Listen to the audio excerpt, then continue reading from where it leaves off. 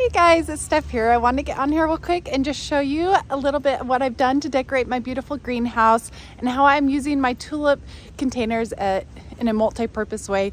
I am overwintering my big container pots outside with my tulips. I'm in a zone 6B climate, so typically if you're kind of in a zone 6, you want to bring them in the garage, but since they are such large containers, they're warmer, they're a little bit more insulated.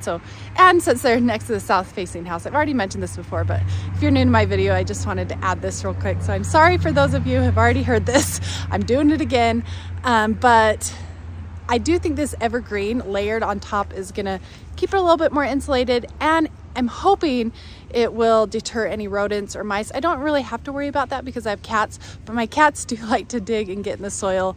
They're starting to do it in my garage, so I've put some chicken wire over it, but it is some added bonus. The tulips are gonna be fine. The soil is nice and moist. It's not gonna dry out since it's cold out here.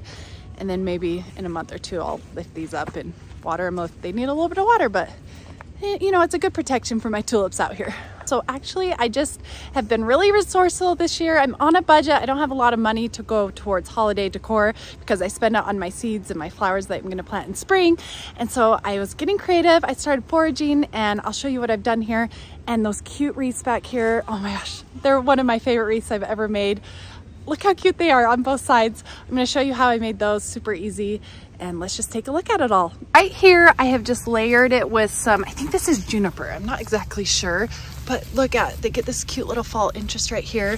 I scavenged for some pine cones, and then I have some red dogwood twigs that are kind of wild right by me, and I cut them down every single year. Look how beautiful that interest is.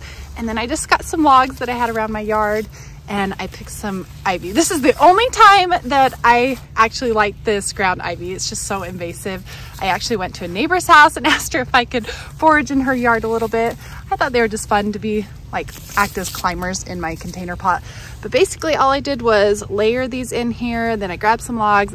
Then I put these twigs inside this log. They're actually not really in the soil. The logs are holding it up. I did the same thing over here. It is just, they look so much better now. They're not so boring. They're just a lot more enjoyable to look out through my kitchen window now. Okay, this is the one I'm most excited to show you about. I did flock some grass. So I had some wild grass by me. I cut down about 30 plumes, 25 to 30 plumes for each wreath. So I just got some white spray paint, and I sprayed each plume to give it that nice flocked look. So look right in here. And then once I got them all spray painted, I just started kind of crisscrossing each one as I got around. So I was so surprised how many plumes it took. And then that was about it. And then I made this bow. I did the glue gun method. I could not figure out for the life of me how to tie one. I was doing YouTube tutorials. It was just not meshing with my brain. And so I just brought out the glue gun. This was the easiest way to do it, and stuck it on with some wire on the bottom. But I think they turned out great. They're absolutely beautiful. Oh, I wanted to add that these grass plumes were so tough and resilient. They've been through a few snowstorms. They dry out. I spray painted them. I was handling them like crazy, and they just weren't falling apart in any way. They weren't losing any of that fluff, just really tough. So anyways, I'm excited to see how these are gonna dry over the years. Next year, I definitely wanna bring them back out, but sometimes I get really bored and change my mind. So we'll see what happens. But anyways, it was a fun project, super easy.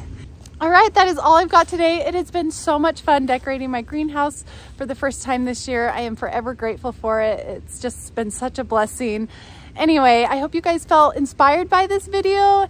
I hope that you know you can make beautiful creations without spending a lot of money, and it still looks like you spent a lot of money. It looks very classy and elegant. Anyways, I hope you guys are having a great Christmas. Happy holidays. Consider subscribing, and we'll talk to you later. Bye.